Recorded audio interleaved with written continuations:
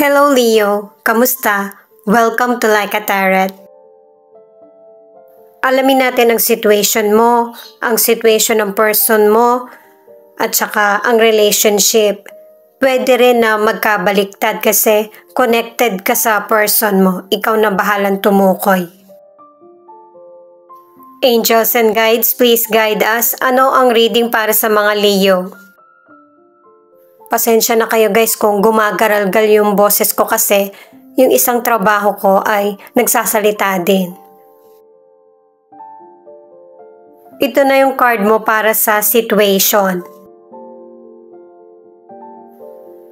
Base sa booklet, itong personal power ay makakamit mo na yung award na para sa iyo.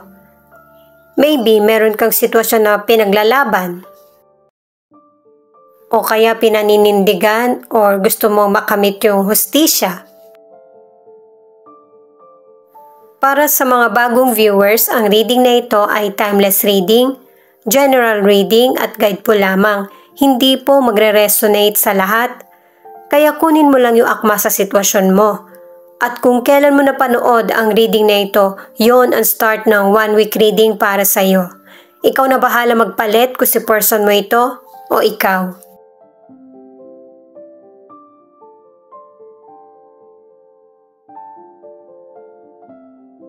Connected yung cards mo sa mystical cards. Nine of Wands, the Chariot at the Death.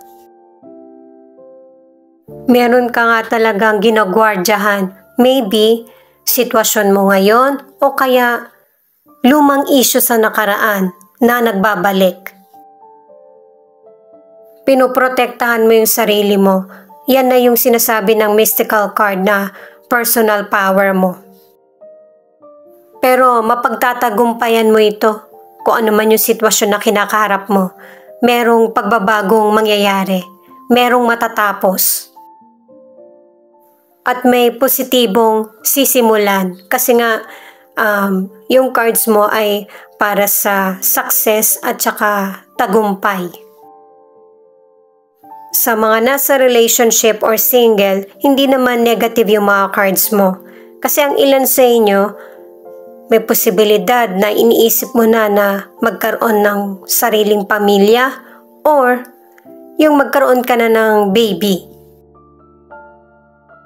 At saka ang advice ng mga cards na ito para sa mga nasa relationship or single, para magtagumpay ka sa mga plano mo, kailangan mong kontrolin ang emosyon mo. Huwag ka rin pa sindak sa takot or imahinasyon. At saka di ba nga pinapakontrol sa iyo yung emosyon mo kasi nga ang ilan sa inyo ay bigla na lang umiinit yung ulo mo. Kaya nagiging ganyan yung behavior mo dahil nga sa meron kang pinoprotektahan. Sa mga single, ang ilan sa inyo, yung person na nagugustuhan mo, marami ding nagkakagusto sa kanya. At 3 cards na ito ang nagsasabi na yung pagpupursigi mo na maging kayo ng potential person ay may magandang resulta. Matyaga ka kasi at saka hindi ka mapilit. At para naman sa ilang single, ang advice ng mga cards ay kailangan makalimutan mo na yung nangyari sa nakaraan para magiging maganda yung simula ng magiging relasyon mo. 1717. This number is part of your spiritual strength. At saka guys, i-add ko lang sa mga single or nasa relationship, kapag may pagbabagong mangyayari sa buhay mo, kailangan mo tong harapin at tanggapin. Hinanda kasi ni God yan para sa iyo, yung pagbabagong kailangan sa buhay mo. Sakto pa to, diba? Journey. Katulad nitong nasa picture na maze, itong journey na tatahakin mo sa buhay ay maraming pagbabagong mangyayari sa career o kaya sa relasyon. Yan nga pala yung situation na card ng person mo. At saka, parang ganyan nga talaga yung buhay natin, ano? Kahit na hindi natin alam kung saan patutungo, nagpapatuloy pa din. Gamit ang tarot cards, alamin natin kung bakit ipinakita itong mystical card na situation ng person mo.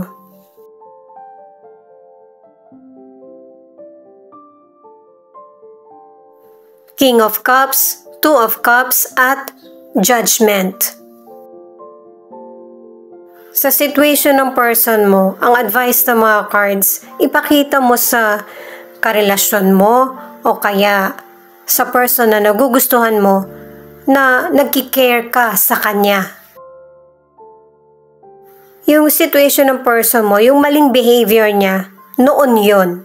Pero marami na siyang natutunan at saka nag-mature na siya. At saka ang gusto niya ay yung magkaroon ng payapa at happy na relasyon or connection sa kapwa.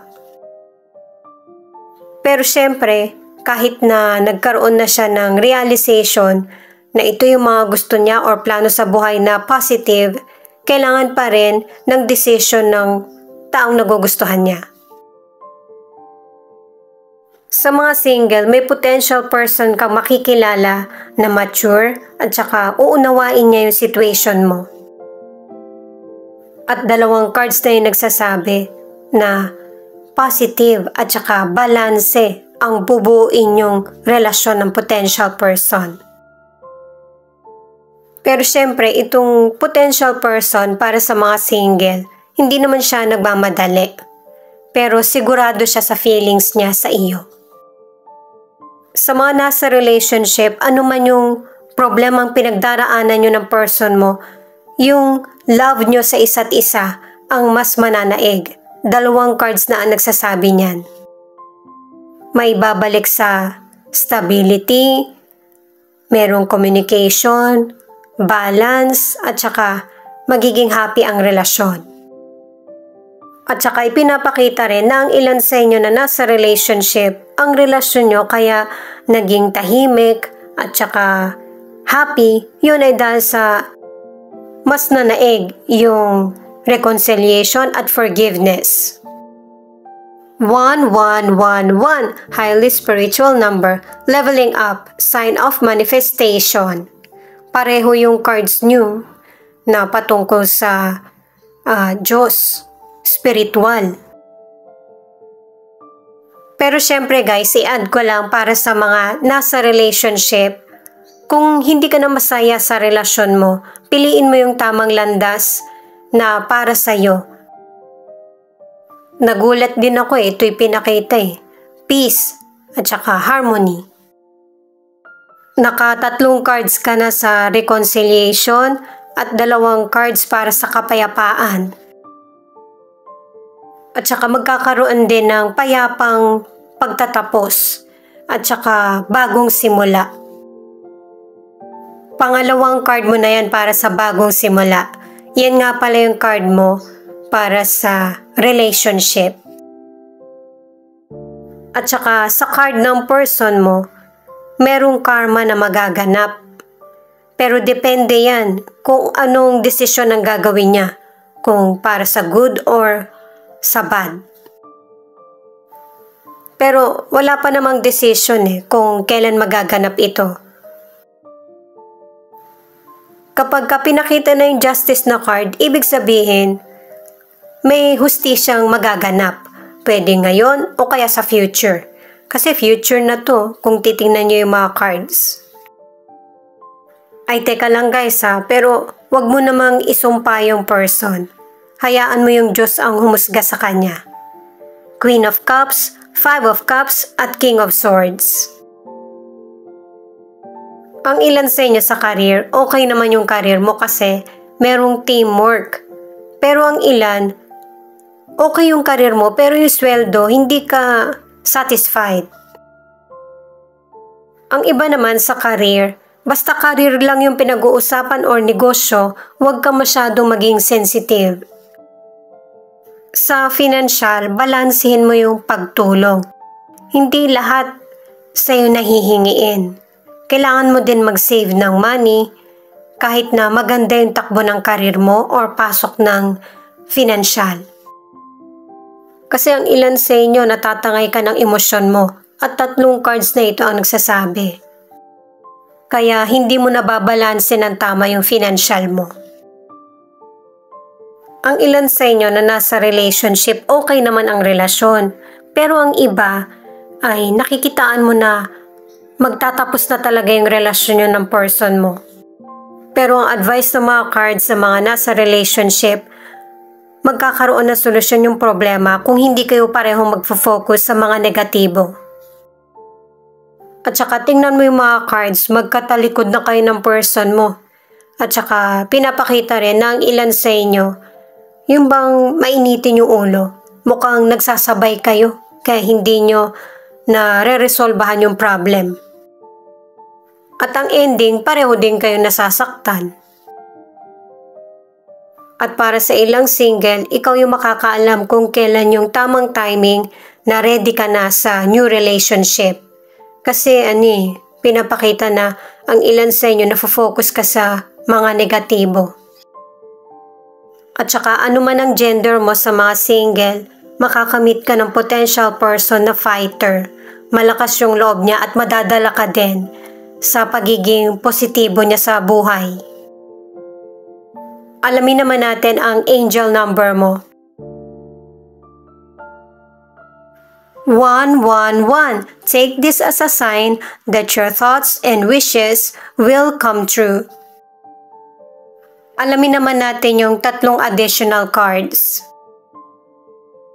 At saka i-add ko lang guys sa relationship, kailangan balanse. Hindi pwedeng merong person na naghahari-harian sa relasyon or yung siya ba yung masusunod. Kailangan fair. Ayan, pinakita na yung justice na card na ang ibig sabihin nasa punto ka ng buhay mo na deserve mong makamit. Kumbaga, kung ano yung tinanim mo, siya yung bunga. Yung katotohanan at katapatan ang magbabalanse sa buhay nating lahat. Itong The Hierophant, naka-3 cards ka na patungkol sa spiritual. Kung hinahanap mo yung tamang direksyon at guidance, mag-pray ka. At saka lawakan mo din yung pananaw mo sa anumang sitwasyon. Kaya pala kasi itong 2 of Wands, ang ilan sa inyo, gusto mong magkaroon ng mas magandang buhay, pwedeng sa ibang bansa or yung desisyon na magstay or mag-let go sa situation. Ang sagot, believe and pray.